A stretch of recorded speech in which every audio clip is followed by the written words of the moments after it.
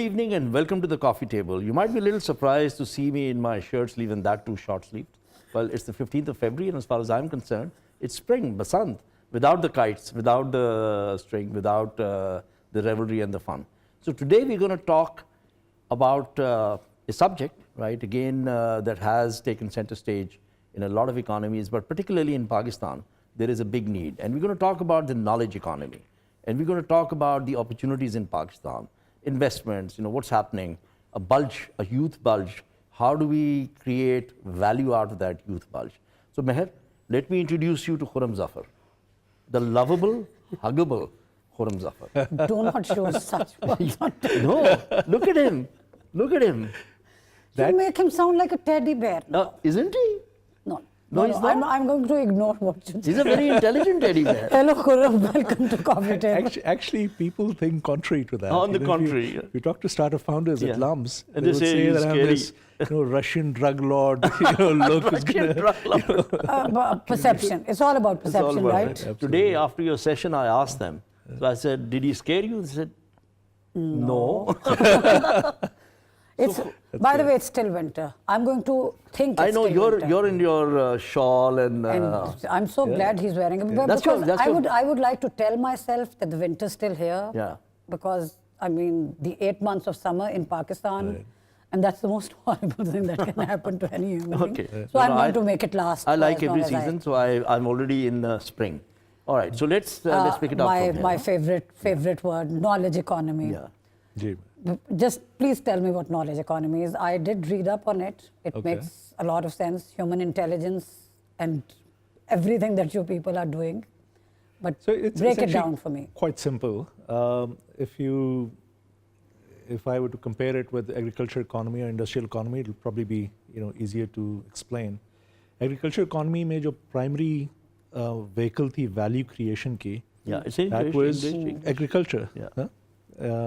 Access to agriculture, your agriculture produced and all that. That was a primary vehicle. So that's a very still old use one. a lot 60, of mechanical. 70,000 years, right? Yeah, absolutely. Then the industrial economy, that is, where all the mechanization happened, plants, industries, sugar mills, textile mills, and all of that got used in agriculture economy as well. It created more value. But the primary vehicle for value creation was the mechanized, mass-produced. Yeah, absolutely. In knowledge economy, the primary vehicle for value creation is knowledge. Human intelligence. Human intelligence, the intellect, the ability to information, data, and what you can do with all of that, and what kind of value, products and services you can conceive and create and market based on that, knowledge and intellect of human mind. Yeah. That's basically what knowledge economy is. So does it have to be specific knowledge of a particular domain, or is it more generalized? Is it cuts across different verticals, different industries, difficult things, different factors of economy? I in fact think that if we separate the academia from the industry, when we talk about knowledge economy, we're talking about economy. In academia, the focus is on very specialized fields. Research. You know more and more and more about little and little as you grow in the academia track. So PhDs are not as intelligent as fifth graders. I'm not going to say that. But there's something that says, there was actually a PhD doctor that said this, so I'm just repeating it in jest. Yeah. Said that a PhD knows more and more about little and little as they progress, and eventually they know more and more about nothing. That's very, that's very smart. Yeah. It is. But obviously the focus is, very specific field of research, and then you become an expert in that. When you talk about economy and particularly disruption in economy, what we have seen over the course of several decades, it actually happens at the intersection of various disciplines of knowledge and research. So it's collision of things. Yeah. It's collision of. So it's a mechanical engineer, working with a doctor, working with a physicist, and a chemical engineer, and then something amazing, gets created in that process. It's just absolutely fascinating. Yeah. It has an immense potential. Particularly, Pakistan. Our primary strength is the people that we have here in Pakistan, And more people means more minds, and more minds mean more knowledge. Obviously, we need to work a lot on educating them and getting them to a stage. So human development. But it's a primary asset right now, and that's what we ought to focus on if we want to make a disproportionate leap, in growth compared to. I like the word countries, disproportionate leap, huh? Disproportionate leap. So I mean, this is what we hear from people like Khurram. Disproportionate leap, unfair advantage. I thought unfair advantage was a bad thing. No, it isn't. It's actually a very good thing. You need to have an unfair advantage over the other person. So Mehr, what do you think of the youth of Pakistan? What do you think of the young people? What do you think of the youth bulge? We've got millions coming through. You see, I believe, I think it has also been proven by science that every new generation is smarter than the older one. I read something about it years ago, and I read something on it Aristotle would disagree. No, seriously, recently, that somehow they are becoming smarter, but I think that they know everything and that they don't really need to go deeper into things because it's, again, the age of Google.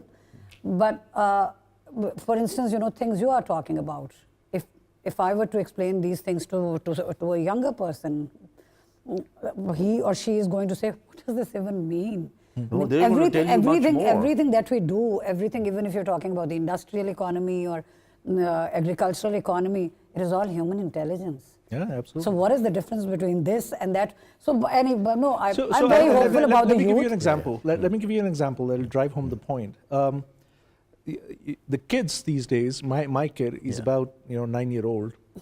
He loves to spend time, Rayan. He loves to spend time playing this game called Fortnite. Apparently, it's a free game. Everybody in his class is crazy about the game. All he wants to do is just play Fortnite. Is it age appropriate? Yeah. Well, it is. We allow him to play. That's what. But here's the thing. Fortnite, there's no agriculture produce involved. There's no machinery involved, per se, the industry involved. It's basically conceived by a bunch of people who use their mind to create these virtual scenarios where people interact. Guess, Mehr, what they earned last year? That game that is supposedly free. A lot of money. What is a lot of money? What is a lot of money? Billions, some billions? $3 billion. Oh my God. $3 billion. From what? It's free. That's the thing. That's the beauty of the human magic. mind. That's the magic of science. They've figured out a way. They've created a business model. I just it's want to go absolutely back to fascinating. It just reminded me of that episode of Black Mirror. If you have not watched the TV show, you must. You have. Do you remember that episode? That's one of the most brilliant ones so far, in which they have made this game. And they take this guy into, he needs money, so he decides, he volunteers for an experiment. So they want to check what his reactions and responses are going to be. You've not seen the episode. Oh, I've seen so many. Is this the one with the dogs? Yeah. You won't forget this one because this is, as soon as they put the thing on his head, so I think he's injected or something, and so then he goes on this journey, virtual journey, and this is happening to him, and that's happening to him, and then in the end, I'm not going to tell you. You have to watch it, and we'll talk about it on some other show. Spoiler. No, that's why I didn't tell him. It will blow your mind away. So it's all about what all these IT. I don't think I'm being naive or anything. I'm just using this generic term. Anybody who works with the computers, I call them. But knowledge economy transcends that. So biotech, for example, biotechnology, for example, is another product of knowledge economy. So a professor that works 40 years, they have Pakistani professors. I know this gentleman who has been working in New York for the past 40 years. Dr. And he's working on inventing a molecule that he hopes will cure Alzheimer's. And a lot of neurodegenerative diseases of the brain. So that is a product of knowledge economy. So we keep asking him, Doc, are you out of your mind? He says no. But actually, they've had some fantastic results. They've and I know you asked him, say, can you give me some so I can sharpen my brain further? They tried this thing. This actually happened. So this is like a smart pill. So they tried this thing on rats. They tried this thing on rats. And what happened was not only did they recover, their brain function prior to the onset of the disease, in some cases they actually became smarter, where they started from. So it's like a smart pill. We need that over here, definitely, for sure. So along with everything else, we should feed people smart pills, right, and do that. So coming back to Pakistan. So you're a venture capitalist, right? Yeah. You have a fund that you're managing, which is called 47 Ventures. Yeah. So since I happen to know where the 47 comes from, why Pakistan? You hold an American passport, don't you? Yeah. And you're investing in Pakistan. This is very interesting. When I read the name, I said, I'm going to ask him, has it something to do with 1947? Yes, it does. Yeah, it does. In fact, wonderful. It was 1947, but then, I have this problem of thinking big always, right? So I said, what if we outgrow Pakistan and we want to invest, in the region? Then, it'll be, 47. So we decided to stick to a more subtle reference to 1947 and change to 47. But Faisal, my counter question is, why not Pakistan? Yeah, that's true. Okay. Why not? That's me. Why not? Right? That's me. I'm saying, hey, listen, come to Pakistan. Yeah, exactly. Right? So, I mean, Pakistan is an amazing country.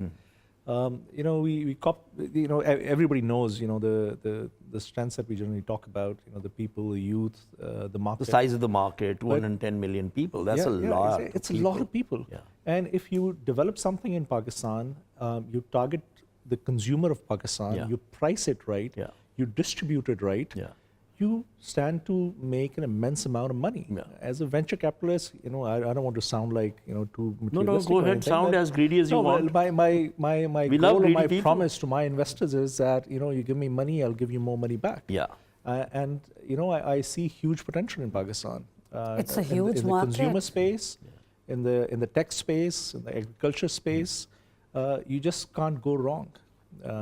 It's difficult to do business in Pakistan. Yeah.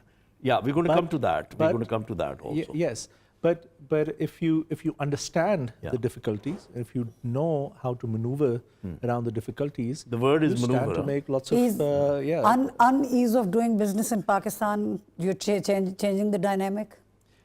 Beg your pardon? I mean, I was just reading. Ease. Yes, I intentionally used unease of doing business. I'm a writer, so I have to use these words. But given where we stand on the ease of doing business, we should probably call it unease of doing business. But even in a country like India, where they have made major leaps in every aspect, it's still quite low on the index of, again, ease of doing business. So when you talk about a country like Pakistan, of course, everybody complains about the growing number of people here, the growing population. That can be utilized in a very positive manner. That the population is increasing. So, in terms of ease of doing business, right now, again, I know that you struggled, right, in terms of bringing your fund onshore, which means bringing all the money into Pakistan in one go and then investing from there. So you've had to structure your fund offshore, right? NAB, it's legal to do that, right? If you know where the money is coming from, you can have an offshore fund. You have an offshore fund, right? So explain to us, why do you have an offshore fund? Why not an onshore one? Well, look, as somebody who is responsible for international investors' capital, it's my fiduciary responsibility and the fiduciary responsibility of all the managers of the fund to make sure that it's structured in the most efficient manner. Right. So tax efficiency? Tax efficiency is certainly one of them. Also, the ease of bringing money in, distributing it, collecting back, and then being able to repatriate to investors and all. We also look for the environment and what kind of benefits and facilities they offer. And we thought that Mauritius was a better environment than Pakistan. So it was a very commercial, very business decision. Now, having said that, I think there are lots of opportunity to create funds in Pakistan also. There are regulations. There were the private fund regulations that came out a couple of years ago.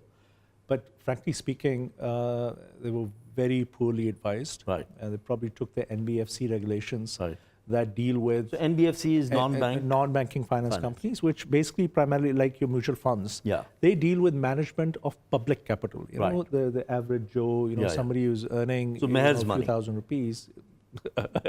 He said Oh that. my God. Yes, I even have a story. Yeah, I told I'm you sure how you how I destroyed my. How could you not have a story? How I managed to put my money into something and it, vanished. Mehr actually might qualify as a high net worth accredited. High net worth accredited. He's the one who founded NIC, again at LUMS. Yeah. Started You're the with one, LUMS Center for the Entrepreneurship. incubation. Yes. So we're going to come to that. You're jumping. Okay. We were talking about the onshore fund. Yeah. Right? We were talking about the ease of creating a fund onshore also from within Pakistan. Yeah. Right. So and there are certain barriers which are still there in the SCCP rules. Yeah. So there are tons of them, and I speak about that in various Different forums. forums. To summarize, one. The trust structure is something that generally most managers who are dealing capital of accredited investors, meaning sophisticated investors who know where So they're sophisticated putting money investor is somebody who's prepared to That lose is the money. not me. lose the money or know what they're doing. Yeah. As opposed to somebody who doesn't know, they just put the money in mutual funds. They don't understand the mechanics of investing or how to value companies and what kind of gains they can expect, what kind of losses they can have. Yeah. So us case mein, trust structure makes sense. In this case, it doesn't. Look, Meher's money, she trusts me to manage it. Right. Why should I have you as a trustee of this not? relationship, right? So that's basically what we force funds to do in Pakistan, and particularly private equity and venture Right, capital. When you created this fund with this 47 ventures, when was this? I want to know the date. This was a couple of years ago. So this was before this government came into power. Yes, That's absolutely. the most important thing here. But I hope things we still have to see I what hope this things will government is going to do. change. Yeah, not to make it political. First No, of all, it's not a the political government thing. has the government. It's not a political hasn't thing. had enough time. But frankly speaking, we still struggle a lot. Bringing money into the company and registering it with State Bank of Pakistan, and I have no hesitation. The system saying is the that same. It has been over a year, Mehr. We have invested in companies in Pakistan.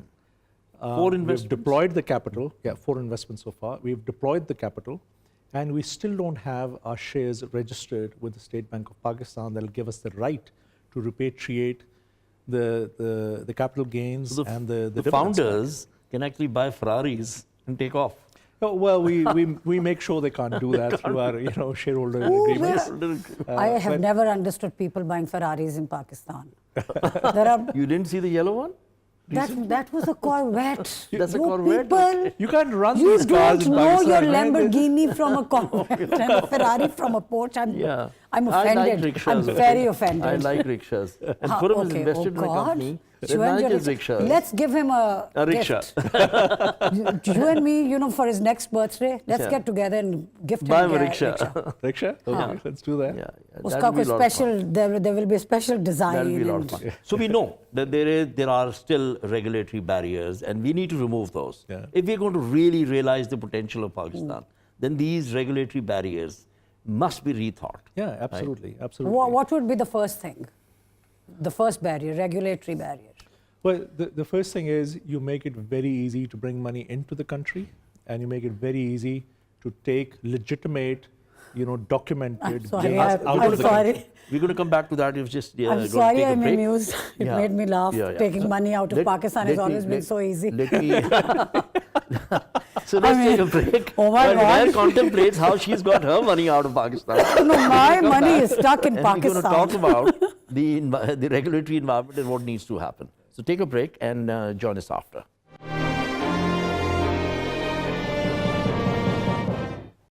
Welcome back. So before we went away to the break, Mehr was making light of taking money out of the Oh country. my God. Bringing money into the country, That's taking right. money out of the country.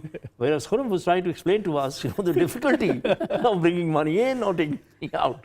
Right? So It that's has the way it's always been done. so easy. When you do it legitimately, it's a little tough, right? Given our Please, regulations. Tab, I know. That's the thing. So that's my biggest gripe. Yeah. All our regulations, the focus of our regulations, when somebody sits down and starts brainstorming and coming up with regulation, the focus is the basic assumption they start with is everybody is going to be a fraudster, and how to prevent fraud, as opposed to come up with regulations that are enabling, that are facilitating, which I think should not be. Yeah, you ought to sort of make it part of the regulation, but that can't be the focus of developing regulations. Okay, how to prevent fraud, and everybody is going to embezzle and take money out. And what happens is, by making that assumption that everybody is a fraudster or is going to launder money, you make it so difficult for legitimate people to bring money in, transact in Pakistan, and take money out, which is unfortunate. And though we are connected to a global economy, there is so we need to have better mechanisms. We need to have better flows of money coming in and being able to repatriate the capital. These and all frauds that. and this embezzlement thing, it's global. Here, I think the problem is very fundamental. People, the general public, they do not trust those who are in power. It could be any, by power I mean it could be bureaucracy, it could be the state bank, it could be the government, it is anybody and everybody. Mehr, what scares people is the thank God you're not any of those things. Okay, I'm sorry. But I was just going to say that what scares people is the inconsistency in policies and regulations. Inconsistency you make them, creates you stick to them, the people figure out a way to deal with them. But if you create them and you keep changing them, ad hoc at anybody's whim, ad hoc, absolutely. That's what scares people, and somebody sitting outside of Pakistan who has an option to invest anywhere in the world, when you go and pitch, for us, when we go and pitch to our investors and say we are going to be investing in Pakistan, we obviously talk about our strengths and knowing the Pakistani market and how to do business here. But the question invariably gets asked every single time. Why should I invest in Pakistan when I have a fund that can invest in India or Vietnam or Malaysia or Singapore or anywhere else in the world? Korea. Yeah, absolutely. You're also an advisor to INSITR, aren't you? Right? Yes, I'm on the investment committee of INSITR. On the investment committee. So INSITR is an impact fund. INSITR is an impact fund that is focused on investing in social enterprises, which is businesses that have a sizable. I have a problem with the word social enterprise. I know, we both do. Yeah, we both do. And their focus is 4 countries: Pakistan, India, Myanmar, and Cambodia. Right. And so here is somebody who's sitting on an investment committee that's going to invest money in these 4 different countries. Right? Yes. It's what, a $35 million fund? Yeah, around 35. Around 35 million. And you have ambitions of being a $50 million fund. Yes. 47 ventures. I hope it's $100 million fund soon. Yeah. Well, all the best. Well, we certainly see lots of opportunities to invest. So there is no dearth demand of the opportunity. Right? Absolutely. It's about being able to do it. Yes. Right. Given the regulatory framework, so regulators are actually supposed to develop the industry, not create barriers. Unfortunately, our regulators tend to think that everybody needs to be regulated. Right? Absolutely. So we have to control everything. Without that, nothing is going to really happen. Absolutely. Right? Whereas it doesn't work like that. So we have all these state bank prudential regulations, and you and I know that KYC, knowing your customer, right, is such a big problem. And then you have accounts popping up, right, where Gola Ganda. The Furude wala. You see, I look at it in a very simple manner. We don't trust anybody. It's like me and my everyday examples. For instance, I started to buy these, उनको क्या कहते हैं, मीठे रस, उनको क्या उर्दू में cake रस, मीठे रस, देखा नाम भी भूल गए. So it was from a bakery, and they tasted very good. And as soon as people started to buy them, it's not that it was in my head, the size changed. The quantity changed, the size changed. Now they were selling it for exactly the same price. I happen to know the owner of the company, and of course I complained, and I don't know if they did anything about it, but it's everything. You go to a gas station and they say, Baji, zero check karo. So I always say to them, agar तुसा बेईमानी करनी है, इधर इस zero के साथ तो नहीं करनी ना. It's going to be done in some other manner. It's everywhere. Yes, but you can't always blame the businesses in that case. You have to keep in mind that businesses are in it to make money, right? They want to increase their sales, grow their revenues and profits. Pakistani economy, unfortunately, is very, very price sensitive. Right? So when this person you're talking about, if they keep the size of the cake crust the same and want to sell it for 7 rupees instead of 5 rupees, the sales would drop. And then somebody else, shrinking the size a bit, selling it 5 rupees, all the customers are going to somebody drive else to must that, be doing it. Yes. Yeah, absolutely. Of course. So it happens all the time. So you have to know your customer. You have to know, how to market, to the Pakistani consumer. And sometimes it requires that, you change your product mix, or it's a classic example is these sachets, right? Yeah. Of these large FMCG companies. They used to sell shampoos in large bottles, right? Now they came into But now they come in 5 rupees ka sachet or 10 rupees ka sachet because, they want to sell it to Aaj the... tak I have never understood. It No, does there not is a- wash anybody's hair. No, it doesn't, Okay, but good. it sells a lot. Yours. How doesn't it wash anybody? It's just a dollop It's of tiny. shampoo. Huh, you right? know how much shampoo I need? Yeah, you're different.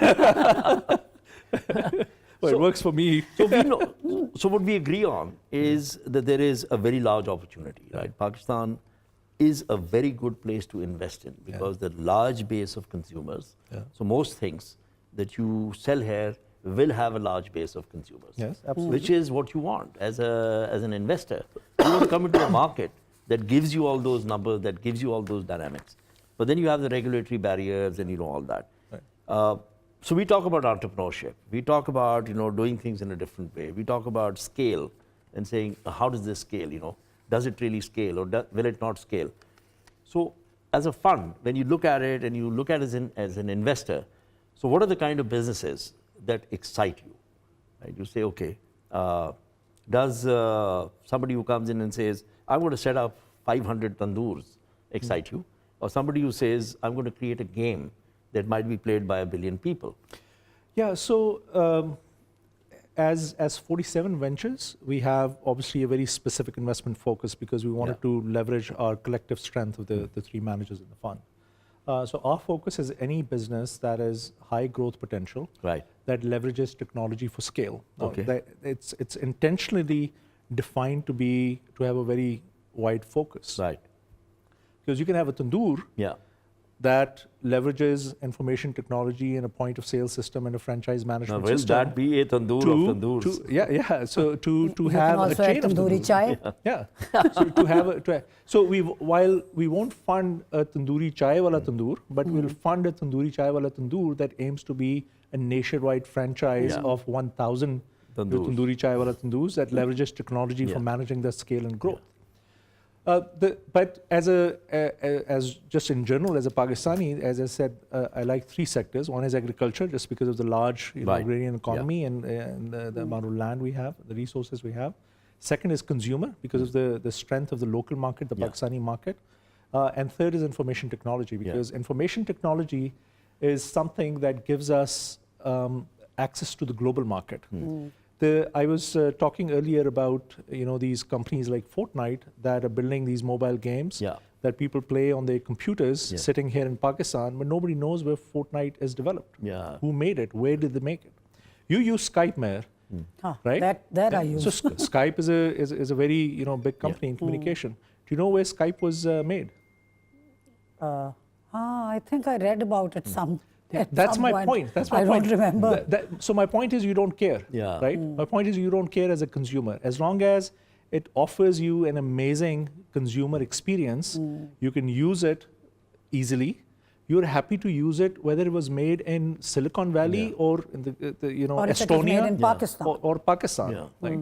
So that's the advantage. Yeah, that's the advantage of the information technology industry, where 3 kids sitting here can develop a product that will have access to the entire 3.5 billion people that are connected to the internet using their mobile phones. Yeah. And the other beautiful thing about this is, particularly if you're focused on mobile products, those products that somebody develops here in Faisalabad get distributed to those 3 billion people through exactly the same distribution channels. Yeah, so you don't need different... Apple's App Store, Google's Play Store. It still defies It does. my It does. limited It comprehension. does. Seriously. Again, Technology is so fascinating. It It's is. just It so- is. Supercell, right? I know you love Supercell. Karan Das. Karandas. Karandas. Karandas. So Karandar means entrepreneur In Urdu. in Urdu. Wow. Yeah. I was going to ask you what it meant. Karandaz is... Karandaz means entrepreneur. A doer. It's So it's from it's kar. also karigar. The root is the same. So kar means like work or to do something. Karandaz means somebody who figures out a way to do work innovatively. So hence. So Karandaz is a very large fund, is it? So Karandaz is a special purpose vehicle. We don't call it a fund. It's a special purpose vehicle that is funded by DFID and Bill and Melinda Gates Foundation. And it has two broad objectives and then several smaller ones. The two broad ones are to enable access to finance to SMEs in the country. And the second broad objective is to increase digital financial inclusion in the country and get more and more people. Demystify these terms, right? We must demystify them. So you see, so SMEs are small businesses, basically. Small businesses. That I know. Small everywhere from micro to medium size is your chai wala khoka to somebody doing a few 20 crore million people in business, revenue. Right. So unfortunately, they don't have easy access to credit in Pakistan, which means banks a lot of willing these to lend SME businesses are not able to grow at a rate at which they have the potential to grow because they don't get easy credit. Now that has several reasons. One of them being banks are very happy lending to the government and playing golf all day. Yes, I was going to say that. So there's easy People way of who are making going to money. return the money are not given money. And people who default on their loans are given money. Government never defaults. Not government. People, but most of the loans in our commercial sector taken by the government. To the government.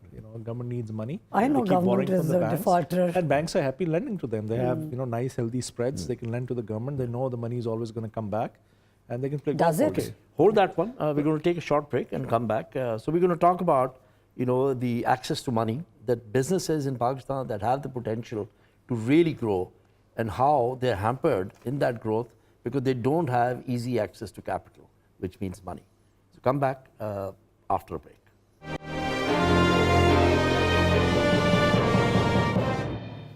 Welcome back. So we were talking to Khurram about investing in Pakistan, about bringing money into Pakistan, about the ease of doing business, the difficulties. We were talking about the SME sector. We were talking about Karandaz. So Khurram, lots of money is willing and ready to come to Pakistan. Really? So how do we? Yes, of course. All and please also add how to make people like me rich. Yeah. That should be added in your answer. Very important. And saying, okay, money has to come into Pakistan to make Mehr rich. Right? People like me who have no business sense. Well, look, there's lots of money, outside of Pakistan, and I would say even within Pakistan. Right. Within Pakistan. That's looking for investment opportunities. I think until we streamline the process and the whole the chain of how to attract capital, invest, manage it, exit from it and take the money back, until people have confidence that there's consistency of policy, it'll be very difficult to convince people. That's a critical factor, consistency of policy. I think it's a very difficult, on objective basis, on purely commercial basis, it's very difficult to make a case to somebody who has an opportunity to take their capital, invest, in, let's say, Vietnam, for example, for lack of a better country compared to Pakistan. So there is capital, but number one, we first need to market our country properly. We need to talk about the strengths of Pakistan. We need to talk about all the good things that are happening here. Second, we need to make sure that the investment opportunities that do exist in the country, they are known to the investors. They're highlighted. So you do that through road shows, you do that through trade shows, you do that by holding investor summits, by inviting people, by taking entrepreneurs outside and having them meet with investors. Then you have to make it really easy for investors to bring money into the country. And by that, I don't mean just wiring the money. That is easy. When I wire the funds into a company's bank account, they arrive here in a day or two. That's not the problem. But when it makes me take a huge leap of faith to wire funds into the company's account and then wait a year. And so, by the way, we still don't have the registrations. I don't know whether it's going to come tomorrow or it's going to take another year, right? But when I move the money in, within a couple of days, I want that capital registered with whoever, dozen or 20 or 100 authorities, however many, you want to have. But I want to be able to do that in a couple of days, right? As opposed to these long protruded period that happens. Then once I've made the investment, you need to facilitate people who are taking that leap of faith and bringing capital into the country to effectively manage that capital, right? Which means, using that effectively, efficient tax policies. Has the process I'll give you this example. I don't know. Of making all these things There's been lots reality. of talk. There's been lots of talks on lots of forums, but nothing materializes at the end of it. And I think at the end of the day, it has to come from the top. Of course. That's just the way things work. I was going to, give you an example of taxation. And last year or the year before, I think, I forget, some ingenious, somebody had the ingenious idea of slapping on an 8% turnover tax on all IT and IT-enabled businesses. 8% tax on revenues, means turnover, whether or not you're profitable, So I could be earning 100 rupees as revenue, but I could be operating in a loss because my expenses are more than the revenue that's coming in, and I still have to pay 8% of that 100 rupees as tax, and I'm not even profitable yet. So that's effectively taking money, the investors' capital, and giving it to the government, without any value creation happening within the company, which was ridiculous. And some of the businesses, Faisal, the BPO industry, for example, it operates on low single-digit margins, which means in 100 rupee revenue, they're earning, 3, 4, 5, 6, 7 rupees. And if you tax them 8 rupees, it becomes completely unviable. And IT particularly is a globally competitive business. It is. You said, I asked about the process and you said it has to come from the top. That is my question. Is this government doing something about it? Has the process started? We're talking as because the Prime Minister has been, Imran Khan as a politician has been talking about it for years. Absolutely. That people outside Pakistan, there should be investment from outside. And Pakistan has a lot of potential to do a number of things. So has the process started? So it's one of the key things that, you may not know this, but I'm on the Prime Minister's task force for knowledge economy. And as we speak, I just received an email from Dr. Tarar, and the topic is ease of doing business and how we can, make that happen. So yes, there is, there's at least wheels in motion. And we're hoping that at least in this budget, some of those measures will be adopted. But that's the same thing we're doing at Punjab Board of Investment and Trade with PBIT. PBIT. We're doing the same thing. We've come up with a bunch of proposals. Who's an investment banker himself. So we've got some good people in the government. I think, and there's a in parallel a concerted effort to improve the governance process and rules of business in the government that Dr. Ishad Hussain is heading. So hopefully, all of these things, and with good leadership, at the top, hopefully all of these things will intersect, and we'll see some, that again disruptive jump or disproportionate jump in ease of doing business or investments coming into the country. How much of a barrier is the innovator's dilemma, right? The taxman, the bureaucrats, the DMG, their understanding of how to tax, what to tax, who to tax. But status quo is immensely powerful. Nobody, one of my bureaucrat friends, I'm not going to name him, he became DCO, Zilega DCO. And I said, okay, what are your plans? He's a very well-educated guy, foreign educated and everything. And he goes, Khurram, in bureaucracy, we believe that if you can return the district in the same state as which you received it in, you've been massively successful, right? So all you have to do is keep it from deteriorating. Yes, it could be as bad as it was. The way you got it. So don't give it back in any... he said it in jest. Please don't say these pessimistic things. I'm a glass half full person. I want to hear some very positive things on this. We're talking positive things. We are also talking in context of the reality of things. For a layman, for somebody listening in on this show, lay people. Don't get into this gender thing. The lay people. So these things are all doable.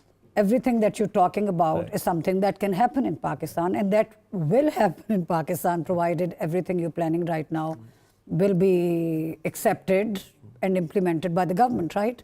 And these are ways people can make a lot of money. Again, something I'm very much interested in. That, you know, there should be opportunities for people sitting at home to be able to invest somewhere without thinking कि मेरा पैसा किधर जाएगा. वही the main thing. So the fraud thing. Yeah. So one of the things you hear a lot when people are talking about investing in Pakistan, they keep questioning or asking, where is the exit going to come from? Yeah. And exit means that if I invest, you know, let's say $100,000 into a business, the business uses that money, creates value, becomes valuable. How do I get my money out of it? Yeah. Right. So one process is obviously you start issuing dividends, but the real, you know, wealth creation happens due to capital gains, right? I invested, you know, $100,000 into something that has become a $100 million company, and let's say I've got, you know, 10% of that company. I want to get my $10 million out of it, right? And then take that to invest in 10 more companies. How does that happen? Now, it happens in one of two ways. One is either somebody like Google or Facebook or a bigger company comes in, they acquire the company. It's called a trade sale. They say, I'm giving you, you know, $10 million for your share of the company. The other is, I mean, like Taraz, Alibaba buying Taraz. That's a trade sale. Yeah, absolutely. And the other is what's called an IPO, or initial public offering, where you basically list part of the shares in the company onto on a stock exchange, and you have public, ordinary, you know, lay people that you spoke about come and buy those shares. Right now, in Pakistan, we don't have, you know, precedent of a very small company getting listed, but in other countries, you have these specialized boards or stock exchanges where smaller companies you have get multiple listed tiers also. to the stock exchange. So you can have a definition of, you know, a slightly less lay person who understands what they're doing, or at least is very well aware of the strengths and weaknesses of a particular sector, and they should be able to buy, you know, shares in that company. So there's been, for the past, you know, 2-3 years, there's been talk about a separate board for listing shares of smaller companies that are not as big as the Angros or the DG Khan Cements and all. So we're talking about 20 million rupees, 2 crore rupees. I don't know what the final number they that's the number I've been hearing now. So that will provide an opportunity for a smaller person on the businesses street to go to market, raise get money, a share into a private, you know, company that's so far private. We missed out one big thing. Butt kadai, or do you know what he just said about taking money out? Namak gosht from the Larieta. Larieta, right? No, it's the badami. That's the food he likes. Right? So, you know what he said about you got money? to choose one of those two. No, I can't get the thing out of my head. The getting money thing out, because the money I told you, that my money that was taken by somebody and put in a business, he said 3 months. Whenever you need your money, you'll have it back. Was his name Double Shah? Don't ask me. It happened in 2002. But you know who Double Shah One, was? he stopped giving me whatever he was supposed to give me on by initial deposit. Look, but what I did was something a lot of Pakistanis do, and they mustn't. But then when somebody like me, who has already been through this hell, ke paise वापस ही नहीं मिले, so of course somebody like me or many people like me would have a problem. But we've talked about it, saying retail investment, right? Retail investors. So something like this is great. Last 30 but seconds. this is a wonderful point, because people who invest money, they want very swift judicial recourse also. They want their money protected. Which is another step of, you know, if you want to attract investors to come and put money in your country, in your businesses, you need to make sure that money is protected. So if somebody, you know, tries to defraud you, you should be able to go to, you know, SCCP or, you know, some Muhtasib and get a recourse done very easily. No, is he listening? Should I send him the link to this show? He's listening. Okay, so we're coming to the end of the show. Then next time I will mention his name. Really interesting talking to you, Khurram. We're going to have more conversations about these things. As the task force that you're part of moves ahead, policies formulated, and things start to happen, we all want it to happen. We know that there is immense amount of potential, but potential is not good unless you realize it, right? It'll just remain potential. So what we've talked today, right? We need to look at and saying what's really, where do we go from here? Right? Pakistan has a huge youth bulge coming through, and that youth bulge can really turn things around. Pakistan can emerge as a very large economy if we do the right things. So we are hoping that people like Khurram, who's sitting on these policy-making bodies, will make the difference. Thank you for being with us today, and do let us know what you thought. Thank you.